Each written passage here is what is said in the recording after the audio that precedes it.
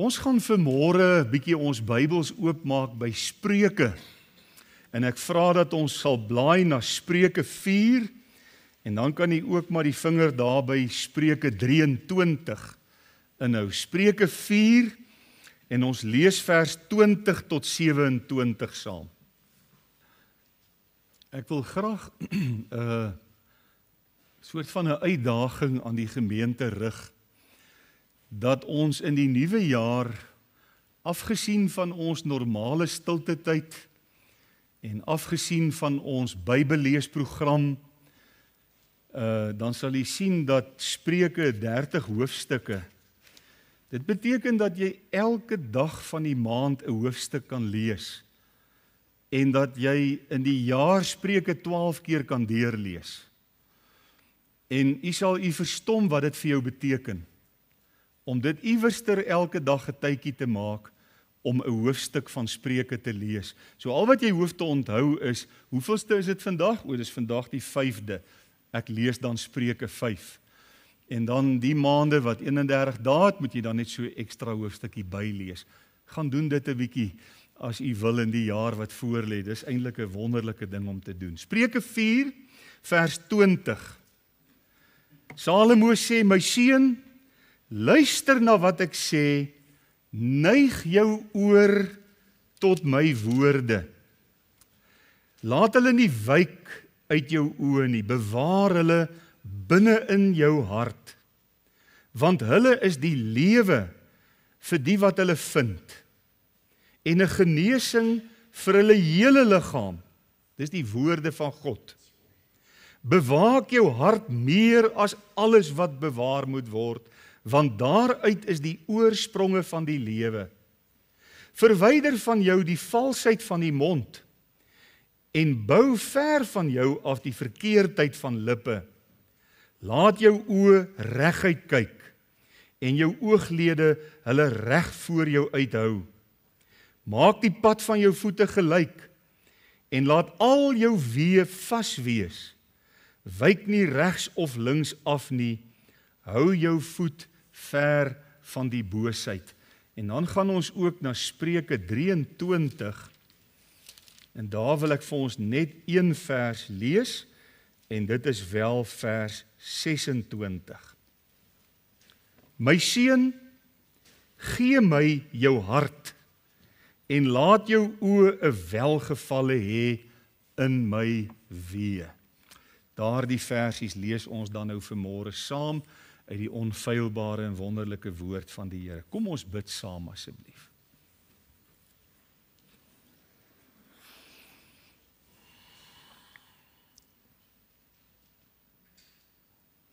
Hemelse Vader, as ons vanmôre as gemeente voor U stil raak, dan dink ons aan Jesaja 6, waar Jesaja in die sterfjaar van koning Usia 'n visioen van U gehad het wat op die troon is. Die land is in chaos, die koning is oorlede, hy het in sonde gesterf, daar is onsekerheid by die mense, en Jesaja sien U is op die troon.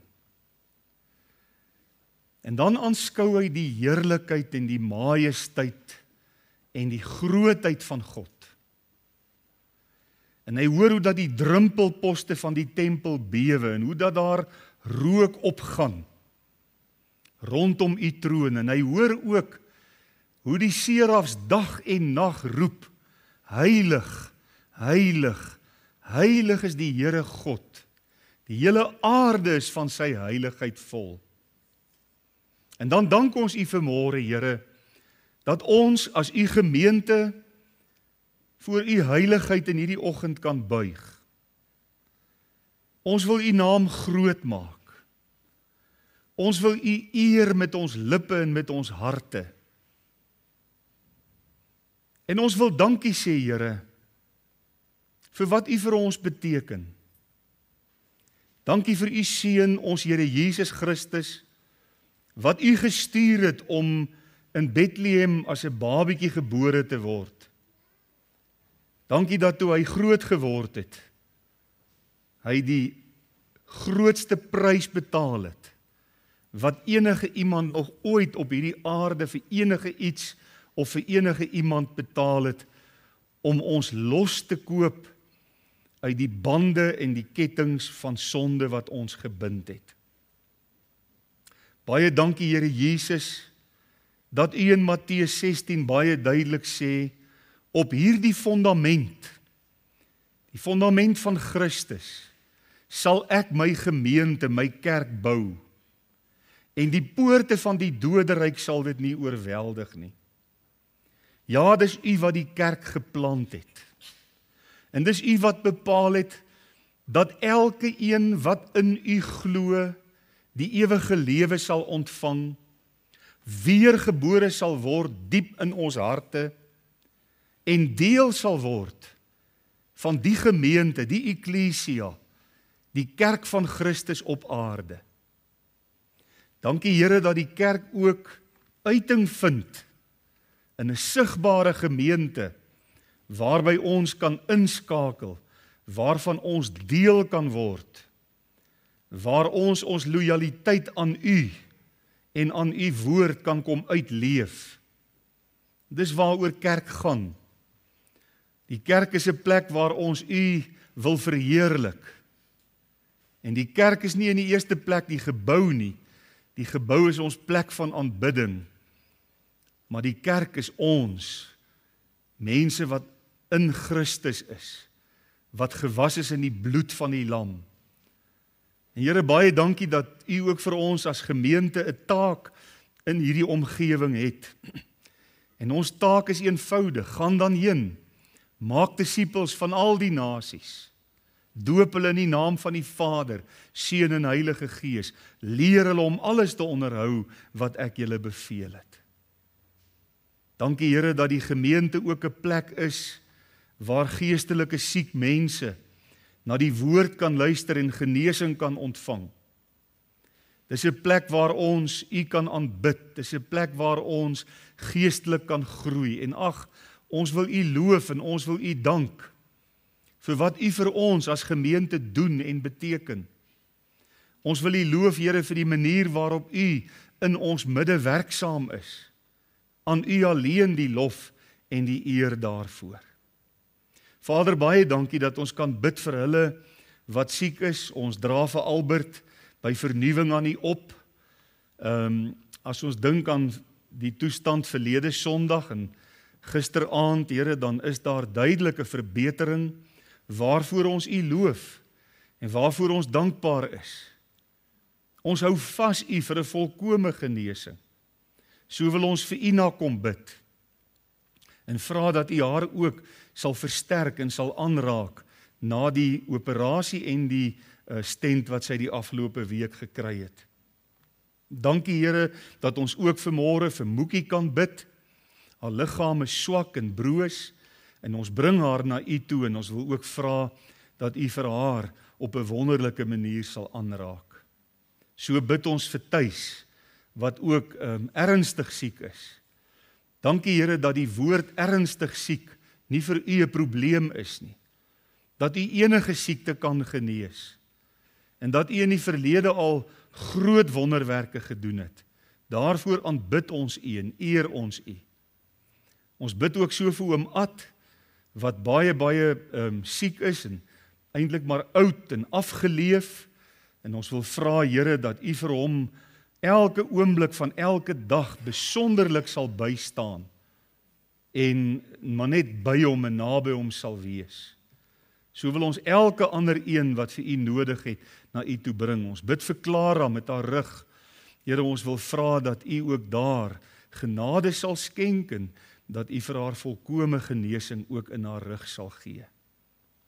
Oom Attie, hulle wil ons aan U opdra. Dankie dat hulle die 3 Januarie hulle huweliksherdenking kan vier en as ek reg onthou het hy vanmôre gesê dit is dan 67 jaar wat hulle getroud is. Ons aanbid U vir hulle. Ons dank U, Here. En nou wil ons vra dat U woord vir ons sal kom oopbreek deur die werking van U Gees. Wil U mense lippe gebruik, maar wil U die woord, die Gees van ons ore na ons harte neem en dit daar in ons harte 'n geestelike werk laat kom doen, wat ek nie kan nie. Ek kan net die mondstuk wees, ek kan die woorde aflewer, maar die Heilige Gees moet in ons harte werk om ons te verander en ons gewillig te maak om op U woord te reageer. Ons bid dit in diepe afhanklikheid in die kosbare en wonderlike naam van Jesus. Amen. Ek wil graag na aanleiding van vers 26 waar daar staan: my seun, gee my jou hart en laat jou oë 'n welgevalle hê in my weë. Na aanleiding van daardie woorde, my seun, gee my jou hart, wil ek graag vanmôre met u praat oor die tema 'n hart wat behoort. Nou, ek wonder of daar een van die kinders is wat vir my wil sê, wat is die probleem as 'n mens jou hart vir te veel goed of vir te veel mense sou gee, dan ontstaan daar 'n probleem. En wat sou daardie probleem wees? Dan het jy wat se hart? As jy jou hart vir te veel dinge en vir te veel mense sou gee, wat se hart het jy dan? Wie van die kinders wil waag om vir my te sê? Wie wil probeer? Steek hoog op die hande. Ek het ongelukkig, miskien is daar in daai kamertjie daar agter, is daar nog KitKats. Wat sê jy, Reinhard? 'n verdeelde hart. Ja, dis die probleem met 'n hart wat jy vir te veel mense weggee. Daarom, toe Christian vir Antoniek gevra het, sal jy jou hart vir my gee? Toe het sy beloof, ek sal my hart net vir jou gee.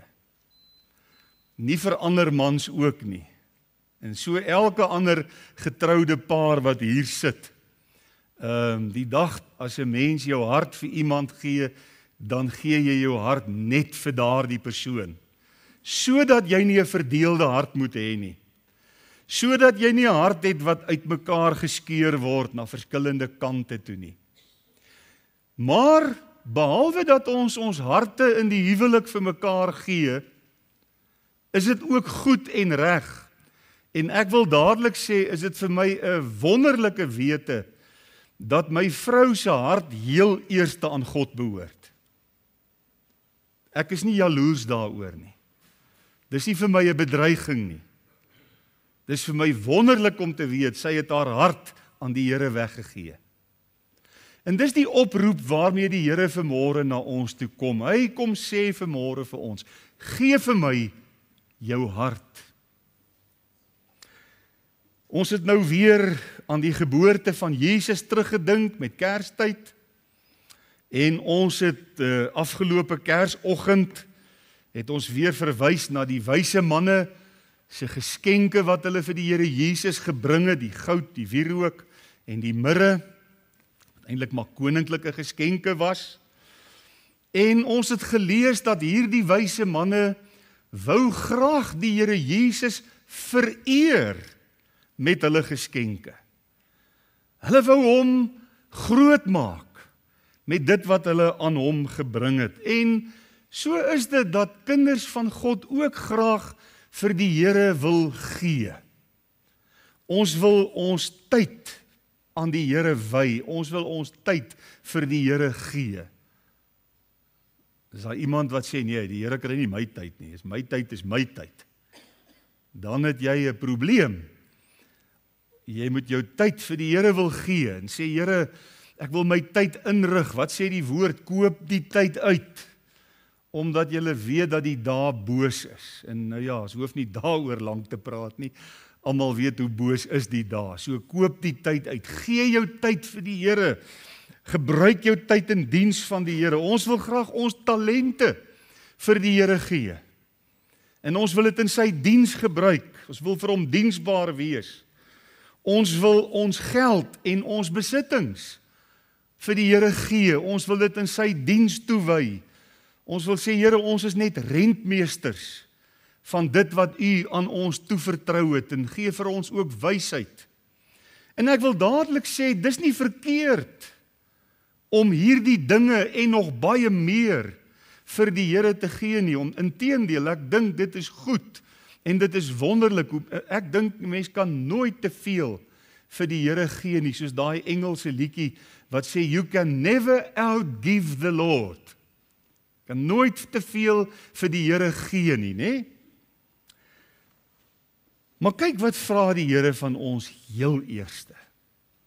Voordat ons enige iets anders vir die Here wil gee, kom die Here in sy woord na ons toe en hy sê, my seun, my dogter, gee my jou hart. Dit is primêr waarin die Here belangstel, om ons harte te bekom. En is dit nie ook wonderlik, hy woorde ook, en laat jou oë 'n welgevalle hê in my weë. Nou ja, dis ou Afrikaans wat jong mense nie so lekker verstaan. Wat beteken dit, laat jou oë 'n welgevalle hê in my weë? Die Engels sê, let your eyes observe, laat jou oë sien, and delight in my ways. Bly wees in die dinge van die Here. Dit kom so saam met die, my seun, gee my jou hart. Lees ons dit. So dit is wat die Here in die eerste plek primêr van elke kind van God verlang. En as ek nou vanmôre vir u sou vra, dit klink eenvoudig, né? Nee? Gee my jou hart. Klink baie maklik. Klink eenvoudig, stem jy saam? Maar dink mooi. Is dit eenvoudig? Ek wil vir u sê, dit is vir die mens een van die moeilikste dinge om jou hart aan God weg te gee. Want die oomblik as God jou hart het, het hy jou alles. Het hy jou hele lewe. Dan kom jy op daai plek waar jy sê, niks vir my, alles vir die Here. Dis wat dit beteken om jou hart vir die Here te gee. Ja, dis 'n groot saak en dit sny verskriklik diep in ons bereidheid tot oorgawe. Dis nie 'n kwessie van sommer so luk raak vir die Here te sê, Here, hier's my hart. Maar intussen leef ek steeds met 'n verdeelde hart nie. Dis 'n diep saak waaroor ek ernstig moet nadink, waaroor ek die sommetjies mooi moet maak, die prys moet bereken, soos Jesus ons leer, die kosteberekening doen. Wat gaan dit my kos om my hart vir die Here te gee? En dit is eintlik 'n groot uitdaging, as 'n mens mooi daaraan dink. Die vraag is, wat beteken dit om jou hart vir die Here te gee? En ons gaan kyk na 3 dinge. In die eerste plek gaan ons kyk, wat is jou hart volgens die skrif? Dan gaan ons kyk na die gedagte, elke hart is op iets gerig. Met ander woorde, elke hart is vir iets gegee. Of dit nou die blou bulle is, en of dit nou wat is, almal het hulle hart vir iets gegee. En dan gaan ons kyk na God se appel. Gee my jou hart onder die teken, 'n hart wat behoort. Nou, ek wil net dadelik ietsie sê, en ek wil niemand ontmoedig nie, ek wil niemand se vrymoedigheid nou kom steel, of wat, weet nie, hoe moet ek dit eintlik uitdruk nie. Maar ons praat graag in die volgende terme, ons sê graag, ek het my hart vir die Here gegee, en dan bedoel ons daarmee dat ek het tot bekering gekom, en ek het gered geword. En ek wil net hê jy moet mooi luister, of dit regtig reg is. En ek wil ook weer sê, as 'n mens dit reg bedoel, dan kan jy dit seker maar sê. dan is daar seker nie 'n probleem mee nie. Solank jy net nie daarmee bedoel het, ek gee my hart vir die Here, en nou verdien ek die ewige lewe, want ek het my hart vir die Here gegee. Kan jy sien, wat is die gevaar van hierdie stelling? Ek het my hart vir die Here gegee. Maar as dit 'n kwessie is van die Here het my uit genade gered, ek het sy roepstem gehoor wat my na hom toe geroep het, wat my tot bekering geroep het, en die Heilige Gees het my hart oopgesluit, en ek het in geloof geantwoord op die roepstem van God, en ek het gesê, nie uit verdienste kom ek na u toe nie, Here, maar uit u genade, en op grond van u roepstem, en op grond van die feit dat Jesus vir my gesterf het, en alles gedoen het, om die ewige lewe aan my te gee.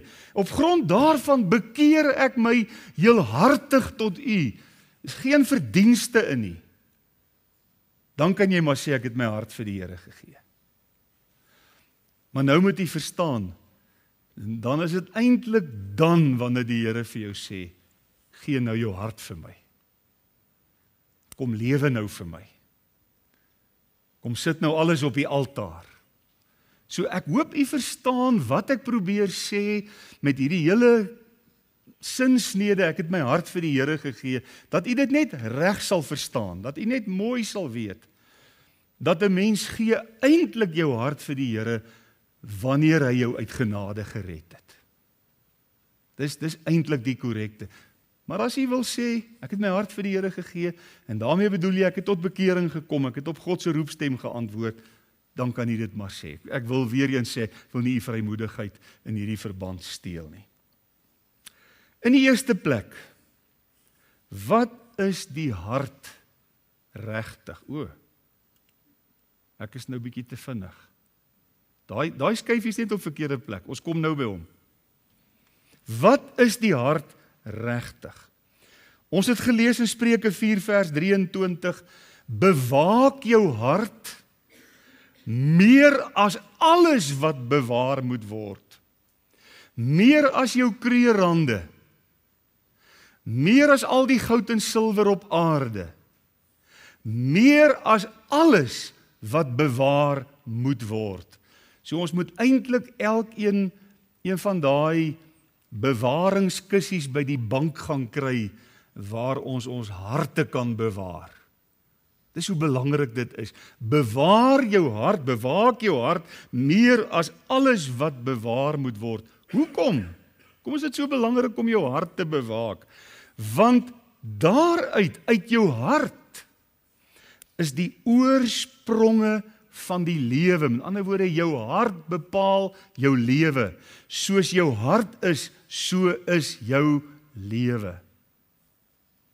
Daar is niks belangriker op aarde as 'n mens se hart nie. Nou weet ons dat Salomo praat hier van jou geestelike hart wat iewers hier gesetel is.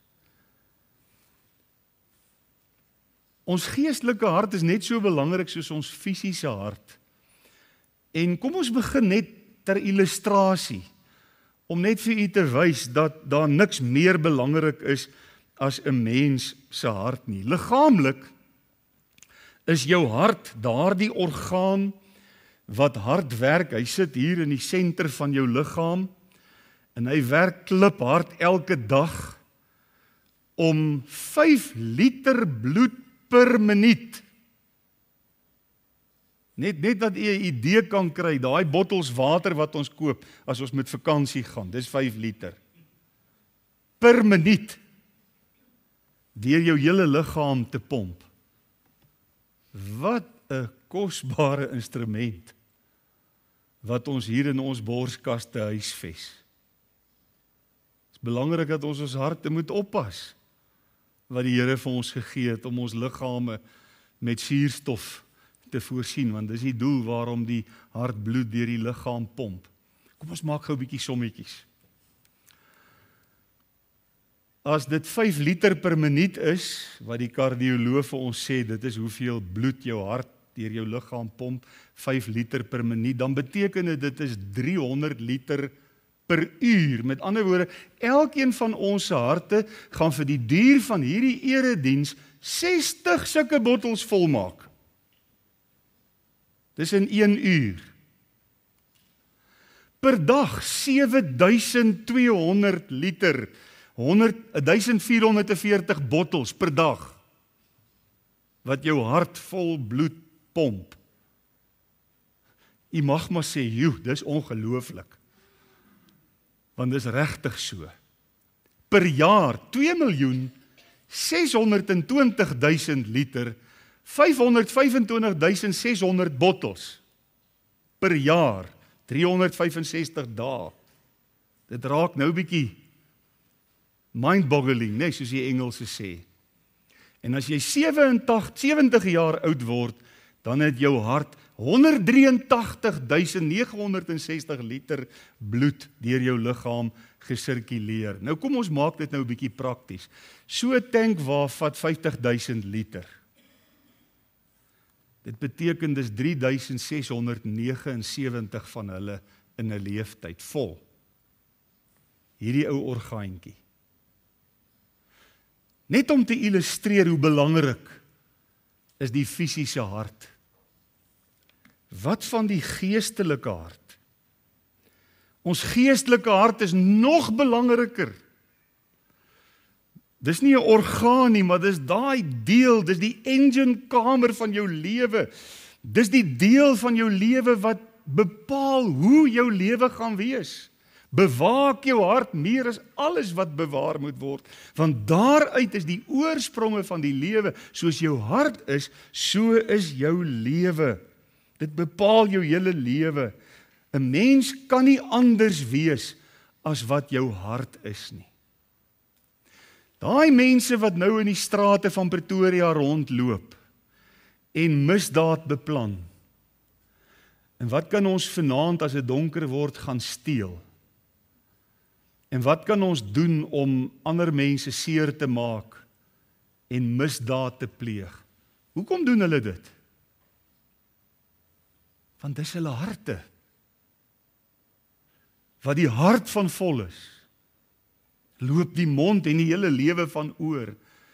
As jou hart boos is, sal jou lewe boos wees. 'n Mens kan nie anders wees as jou hart nie. Jou hart bevat ten diepste jou persoonlikheid. Jou persoonlikheid is eintlik 'n weerspieëling van jou hart. Die gesindheid en die toestand van jou hart. 'n Bose hart huisves 'n slegte persoonlikheid, 'n ongetemde humeur, raak maklik geïrriteer en opgeblaas. Vertel maklik leuns, is oneerlik, is vol bedrog. Dis alles tekens van 'n onrein hart.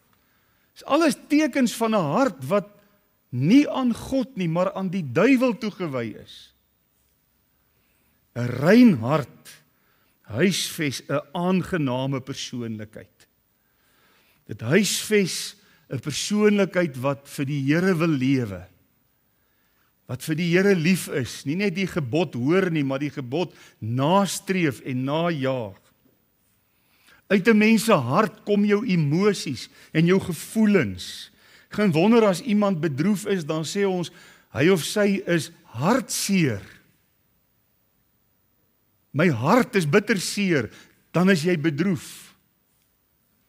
Hoe dikwels hoor 'n mens, daai persoon het gesterf aan 'n gebroke hart.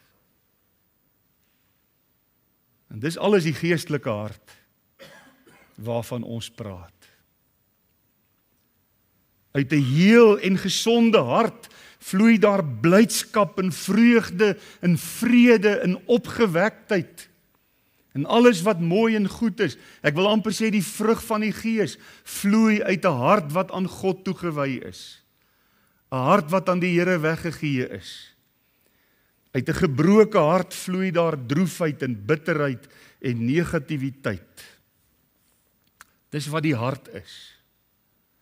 Maar in die tweede plek, elke hart behoort aan iets of iemand. Hier sit ons vanmôre by mekaar, 'n groep mense, kinders van die Here. En ons kan maar vanmôre nou in hierdie oomblik elkeen vir homself sê, my hart behoort aan iets of aan iemand. Afgesien van jou lewensmaat, vir wie jy jou hart gegee het, toe jy getrou het. 'n Mens se hart is nooit neutraal nie. Het is onmoontlik dat jou hart neutraal sal wees.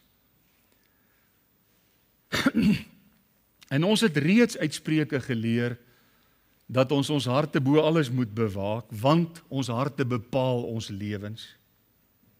'n Hart soek 'n ankerpunt, waaraan hy vasgemaak, geanker kan word. Iets wat betekenis vir jou lewe kan gee, iets wat vir jou sekuriteit kan gee. Daardie wete, my hart is veranker in die Here. Daarom kan ek nie wankel nie, al gebeur wat rondom my. Hoekom kry Paulus dit reg om in Romeine 8 te sê, ek is daarvan seker, dat niks my ooit sal kan skei van die liefde van God, wat daar in Christus vir my is nie. Hoe op die aarde kry Paulus dit reg? Sy hart was aan Jesus weggegee. Sy hart het volkome aan Jesus behoort. Was volkome die eiendom van die Here Jesus. Dis hoekom hy dit kan sê. Jy moet jouself toets, wanneer daar beproewinge oor jou kom. En dit voel vir jou, nou kom ek aan die einde van alles, nou gaan ek vergaan, daar's geen hoop vir my nie, daar's niks vir my wat meer sin maak nie. Dan kan jy maar jouself gaan toets. Die probleem is, jou hart is nie in Christus geanker nie. Moeilike tye is ons almal se deel op hierdie aarde. Ons kan nie daarvan wegkom nie. Op hierdie aarde sal julle verdrukking hê, het die Here Jesus baie duidelik vir ons gesê. Hierdie aarde is 'n moeilike plek. Is 'n plek van droefheid, is 'n plek van hartseer, is 'n plek van beproewinge. Maar wanneer jy in Christus geanker is, wanneer jou hart aan hom weggegee is, wanneer jou hart aan hom behoort, dan kan jy saam met Paulus sê, ek is seker, dat geen hoogte of diepte of owerhede of magte of engele of bose engele of dood of lewe, dat niks my ooit sal kan skei van die liefde van God nie. Dit gaan oor jou hart, dit gaan oor die posisie van jou hart. Soms is 'n mens se hart aan 'n persoon verkleef. 'n Geliefde of 'n kind of 'n kleinkind. Vra maar enige oupa of ouma vanmôre hier, hoe voel jy oor jou kleinkinders? 99,999% van hulle sal sê, daai goedjies het my hart gesteel. 'n Mens is so lief vir hulle. En is nie verkeerd nie. Dis goed, dis mooi, dit moet so wees.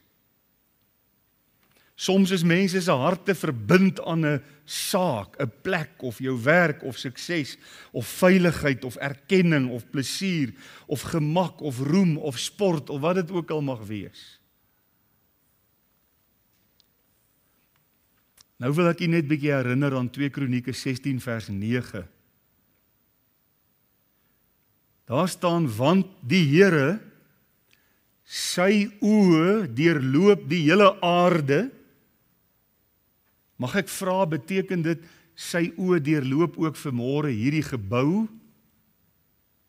Hy deurloop vanmôre van sitplek tot sitplek die oë van die Here? Is dit korrek, dink jy, dat ek dit mag sê? Ja. Om wat te doen?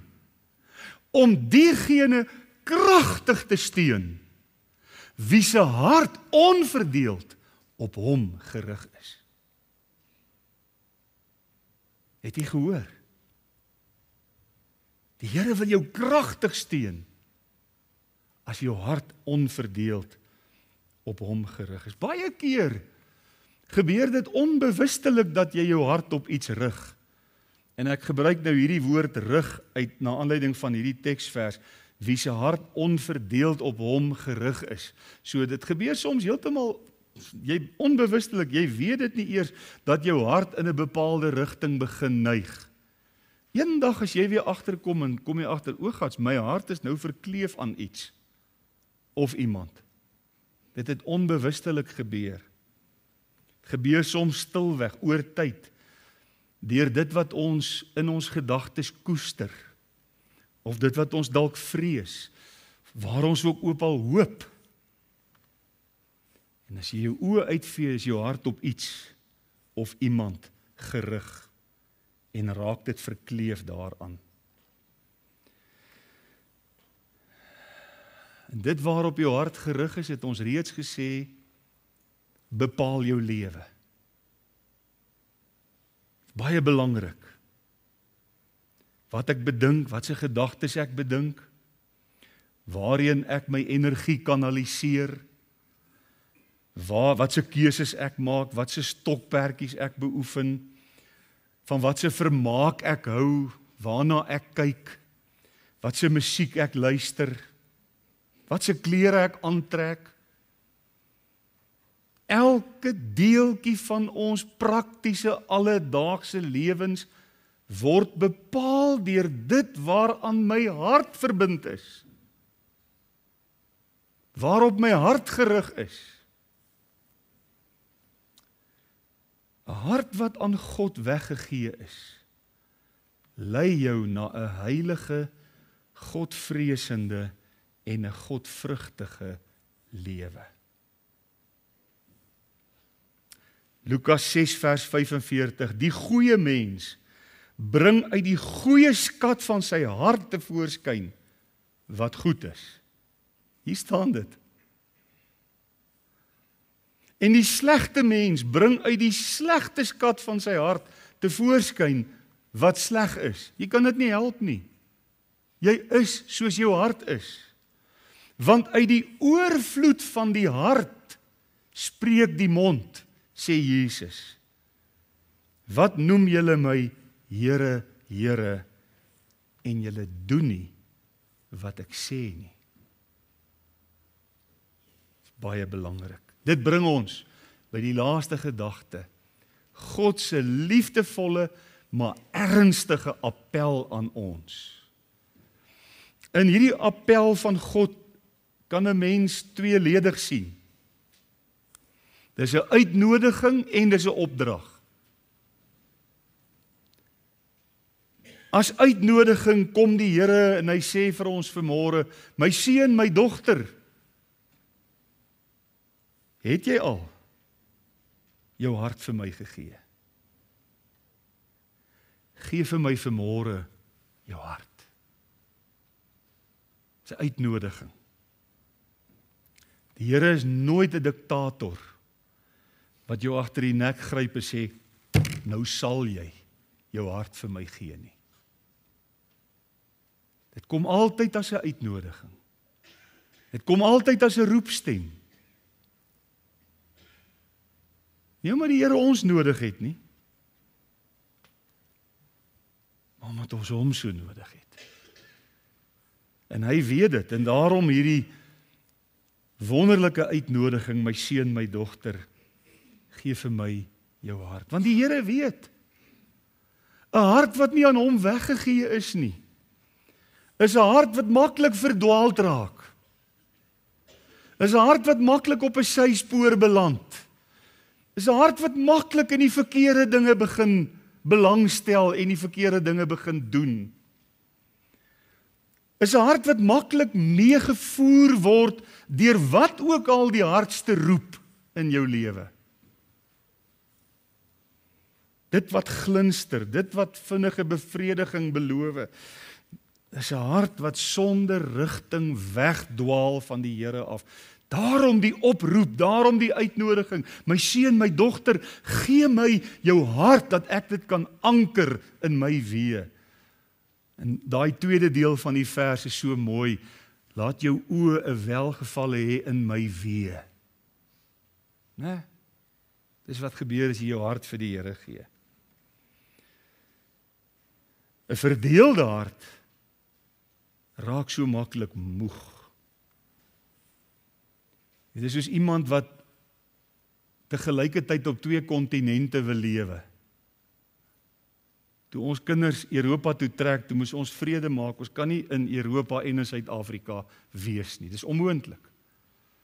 Ons lewe hier voluit, en ons kuier daar voluit, maar ons kan nie op 2 plekke op een slag wees nie. Jy kan nie jou hart op 2 plekke hê nie, dis nie moontlik nie. 'n verdeelde hart bring spanning, 'n verdeelde hart los jou met hierdie skuldgevoelens waarmee jy stoei en worstel, wat maak dat jy in die nag nie in die slaap kan raak nie. Jy worstel met innerlike konflik, want jou hart is verdeel. Kan nie anders wees nie. Mens kan nie so lewe nie. Jesus kom vanmôre en hy nooi ons. My seun, my dogter, gee my jou hart. Laat jou oë 'n welgevalle hê, laat jou oë hulle verlustig in my weë, in my dinge, in my koninkryk. Die Here praat met ons deur sy woord. En hy kom nie vanmôre na u en my en kom sê vir ons, wat moet ons vir hom doen om hom tevrede te stel? Klomp goeters, 'n klomp dinge nie, nê? Klomp moets en moenies nie. Hy vra ook nie vanmôre aan u en my dat ons onsself moet bewys aan hom nie. Hy kom met 'n baie eenvoudige oproep en 'n baie eenvoudige uitnodiging en hy sê, gee my jou hart.